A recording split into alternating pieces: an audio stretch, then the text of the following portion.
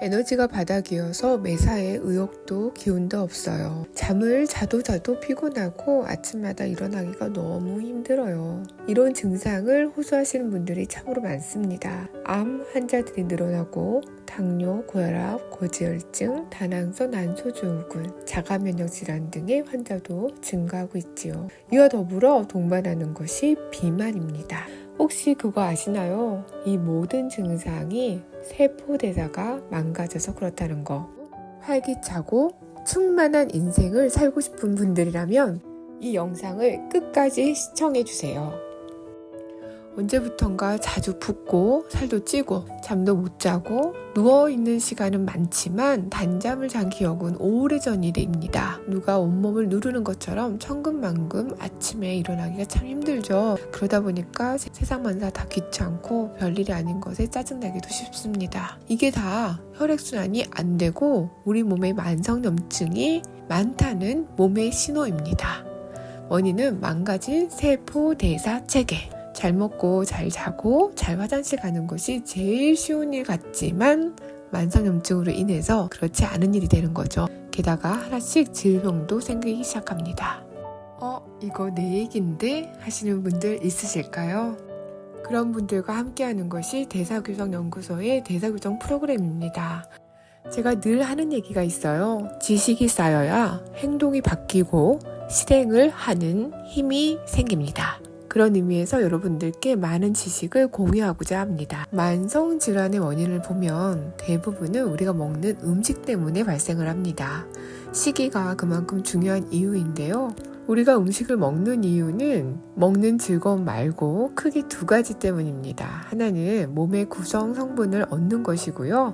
다른 하나는 세포의 에너지를 얻기 위함이지요. 개별세포 안에는 세포의 에너지 발전소라고 할 수 있는 미토콘드리아가 있어요. 우리 인간 사회에서 발전소에는 석탄이나 석유를 태워서 전기의 에너지를 만들잖아요. 세포에서는 미토콘드리아에서 포도당이나 아미노산, 지방과 같은 연료를 태워서 산화시킨다고 하는데요. 이렇게 해서 화학 에너지를 만들어냅니다. 세포 대사가 고장난 이유는 이 미토콘드리아가 고장났기 때문입니다. 대사질환이라고 말하는 핵심적인 이유가 이 세포 안에 있는 미토콘드리아의 에너지 대사 과정이 고장났기 때문이에요. 이것을 고장나게 만드는 것이 활성산소나 만성염증이라는 거죠. 그럼 이 만성염증이 왜 생기는 걸까요? 방사선이나 흡연, 술 이런 잘못된 생활습관과 식습관이 만성염증을 일으킬 수 있다고 하는데요. 이러한 요인들보다 더 근원적인 것이 있습니다. 그건 바로 우리들의 마음입니다. 우리의 생각이나 감정이 인체의 신경계나 호르몬 시스템에 스트레스 반응을 일으켜서 다양한 염증 반응이 일어난다는 것이죠. 즉 미토콘드리아 호흡부전의 최종 원인은 우리 마음의 작용인 것이다. 이런 말을 드리고 있는데요. 여러분 어떻게 공감하시나요? 좋은 음식, 건전한 신체 활동뿐만 아니라 마음과 의식의 변화도 함께 가야 한다는 말씀을 드리고 싶었어요. 그래서 현재의 삶을 변화시키기 위해서는 변화할 수밖에 없는 환경 설정, 내 마음과 의식의 변화를 이끌고 실행해 나갈 수밖에 없는 함께라는 시스템이 참으로 중요합니다. 그 안에서 실행으로 이어짐으로써 웰니스 루틴의 습관화는 도미노 현상처럼 나타나는데요. 이것이 대사교정 프로그램의 궁극적인 목표입니다. 그 첫 번째로 음식부터 어떻게 먹어야 하는지 알아볼까요? 건강한 바른 식단의 기본은 이렇습니다. 나쁜 것부터 끊어주기. 어떤 하나의 식단이 모든 사람한테 다 맞을 수는 없습니다. 그렇지만 이 네 가지는 꼭 지켜주세요. 설탕류 끊기, 밀가루류 끊기, 모든 첨가제 끊기, 그리고 나쁜 지방을 좋은 지방으로 대체해주기. 세포 재생을 위한 간헐적 단식도 매우 중요하지만 나머지 두 끼를 어떻게 먹어줘야 하는지가 더욱 중요합니다. 나쁜 것들을 이렇게 싹 끊어주시고요. 끼니마다 적당량의 단백질과 야채는 꼭 챙겨주세요. 영양이 결핍이 되면 미토콘드리아의 기능이 저하가 옵니다. 미토콘드리아의 기능이 상실이 되면 에너지 생산이 줄어들고 피로, 세포 손상, 노화, 질병이 촉진되는 것이죠. 다시 한번요. 미토콘드리아 기능 상실은 영양소 결핍이 주요 원인의 하나구나 라는 걸 인지해 주세요.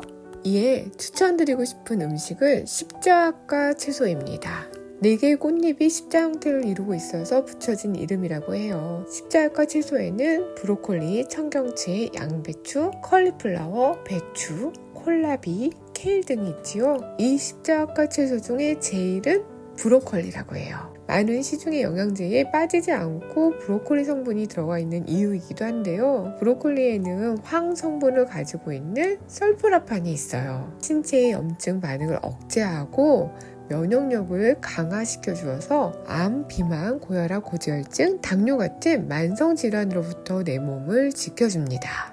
또한 베타카로틴, 비타민C 등의 항산화 성분들이 항암 효과를 더욱 높여줘서요. 각종 암 예방에도 좋고 특히 유방암, 대장암, 폐암 등의 효과가 좋다고 해요. 더욱이 고기를 구워 먹다 보면 당독소와 발암물질이 많이 발생하는데요. 이런 브로콜리 같은 십자과 채소를 함께 먹으면 유전자 돌연변이를 막아줄 수 있다고 합니다. 브로콜리에는 비타민C도 레몬보다 1.5배에서 2배 정도나 많은 양이 들어있고 시력에 좋은 루테인이나 지아잔틴 같은 항산화 성분들도 많이 들어있습니다. 또한 나트륨과 기량작용을 하는 칼륨도 많이 들어있고요. 열량은 100g당 20칼로리로 매우 적지요. 다이어트에도 좋습니다. 또한 브로콜리에는 단백질도 있다고 해요. 참 기특한 채소이지 않습니까? 그런데 여러분, 브로콜리가 몸에 좋다는 건 알겠는데 얼마나 자주 브로콜리 드시나요? 많이들 쪄서 먹기도 하고 스무디도 해서 먹지만 설포라판이 함유되게 먹기는 거의 불가능하다고 해요. 이에 시중의 설포라판 제품들의 한계점을 뛰어넘은 좋은 제품이 있어서 소개해드리고자 합니다. 오석중 박사님의 강의를 먼저 들어보세요. 기존에 나와 있는 설포라판 제품들의 한계를 다 뛰어넘는 아주 뛰어난 설포라판 제품도 소개해 주실 거예요. 제가 정말 신뢰하고 믿을 수 있는 것들만 여러분들께 제공합니다. 여러분들 많이 아세요. 스스로 많이 아셔야 내가 가진 문제를 극복할 수 있는 힘이 생깁니다. 함께 공부해 나가요, 우리.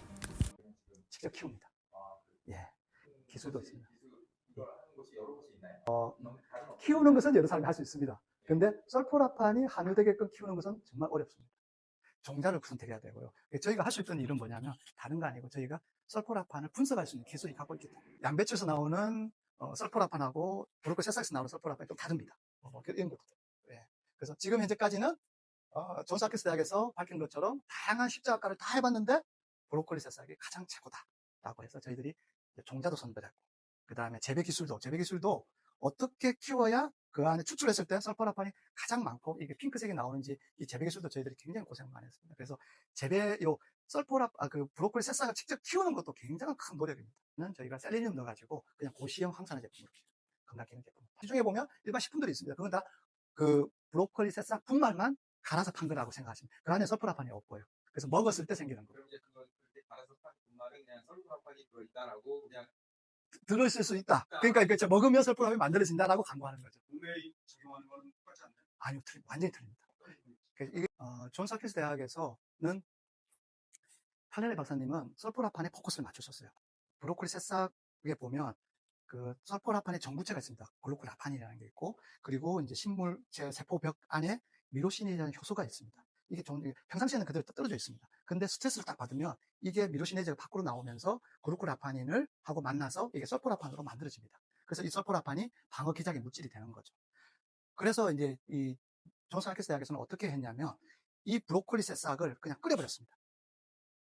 끓이면 어떻게 되냐면 미로시네이즈 죽습니다. 단지 뭐만 뽑아냈냐면 글루코라판이라는 전구체만 뽑아낸 거예요. 그래서 여기에다가 외부에서 무청에서 효소를 미로시네이즈를 뽑아가지고 요 두 개를 합친 거예요. 그래서 설포라판을 만들어냈습니다. 이것도 훌륭했어요. 왜? 브로콜리 새싹에서 추출했기 때문에. 이게 추출 방법에서 완전히 다르게 전형이 됩니다. 존스홉킨스 대학은 미루시네이즈를 자체 미루시네이즈를 쓰지 않고 외부 것을 썼고요. 그리고 다른 파이토케미칼은 다 없애고 그루코라파닌만 뽑아내서 같이 썼던 거예요. 제가 봤을 때는 이게 어떤 한계가 있었을 거예요. 분명할 거예요. 그래서 저는 어떻게 했냐면 그게 아니고 우리는 효소는 자기 효소를 써야 된다. 자기 식물체가 브로콜리 새싹이 갖고 있는 미루시네이즈를 써야 된다. 그리고 다른 파이토케미칼들이 그 브로콜리 새싹에서 갖고 있는 다른 파이토케미칼을 손상시키지 말자. 그렇게 하면 어떻게 하냐면 이 추출의 방법에 있어서 온도에 있어서 굉장한 센시티브하게 저희가 만들어야 됐습니다. 그래서 추출 다 갖고 있죠. 특허도 냈고요. 네. 그래서 저희가 추출 온도에 따라서 했을 때 어떻게 설포라판이 만들어지고 그 안에 뉴트리언트가 어떻게 존재하고 이 추출 온도에 따라서 어떻게 안정화되는지, 스테빌리티가 어떻게 달라지는지. 그러니까 존스홉킨스 대학은 아까 제가 말씀드린 것처럼 그 전구체에 포커스 맞추고 외부에서 효소를 갖고 와서 설포라판을 만들었기 때문에 이 설포라판의 안정성에 굉장한 어려움을 겪을 수밖에 없었어요. 근데 저희는 어떻게 했냐면 그게 아니라 브로콜리 새싹 안에 있는 효소를 쓰고 그리고 그 나머지 인그리디언트를 그대로 남겨두면 분명히 이것들이 이 설포라판을 식물체의 어떤 자기들의 어떤 상호작용에 의해서 분명히 안정화를 시켜줄 것이다라는 생각하에서 그 존스홉킨스 대학에서 쓴 추출 방법이 아닌 저희들 나름대로의 추출 방법을 해서 했더니 아까 제가 말씀드린 핑크색이 나오고 그 안에 설포라판이 나와 있고 그리고 그것을 저희가 스테빌리티 테스트를 했더니 금방 사라지는 것이 아니라 적어도 한 5일 정도는 이게 상온에서 유지가 되더라.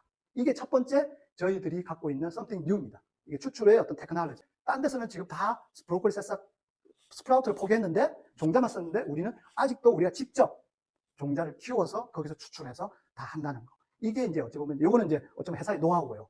something new는 추출 방법이고요.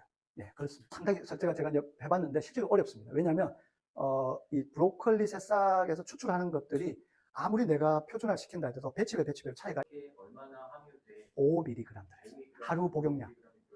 예. 그분이 들어있다고 판단하신 근거가 있을 거잖아요. 실험 방법이죠.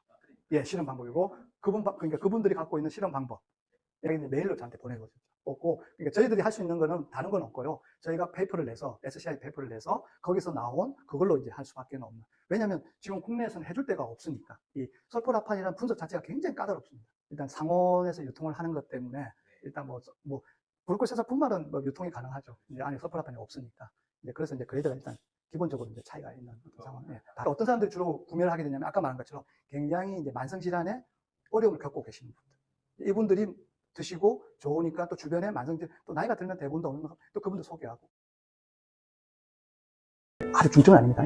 치매가 오신 분을 드렸더니 치매가 완전히 개선되는 경우도 있었고요. 암 환자들은 너무 케이스가 많습니다. 염증 수치, CRP 수치가 떨어지는 거, 그 다음에 WBC, 백혈구 수치 올라가는 거, 그 다음에 호중구 수치 올라가는 거. 이건 너무 돼요. 항암 치료가 너무 버거운데 설포라판 드시고 항암 치료를 할 수 있는 분들. 그리고 더 놀라운 것은 이 염증 효과가 있을 뿐만 아니라 통증 완화 효과가 굉장히 높습니다. 그래서 저희들이 이제 몇 번 경험을 해보면 췌장암 환자들의 고통이 굉장히 심한데 설포라판 드시고 굉장히 고통이 완화되는 그런 케이스도 있고, 파킨슨병, 지금 연세대 세브란스 병원에서 파킨슨 치료하고 계시는 분들 이거 드셔서 인지력 좋아지시고, 그 다음에 다리에 힘이 있다는 분도 계시고, 상당히 많이 좋아지시는 그런 등등 가장 기본적인 그러니까 질병의 코어를 그러니까 루트를 건드리는 거죠. 루트를 개선함으로 해서 그 사람이 갖고 있는 어떤 증상을 다양한 증상들을 완화시켜줘서 이게 마치 만병통치약처럼 보입니다.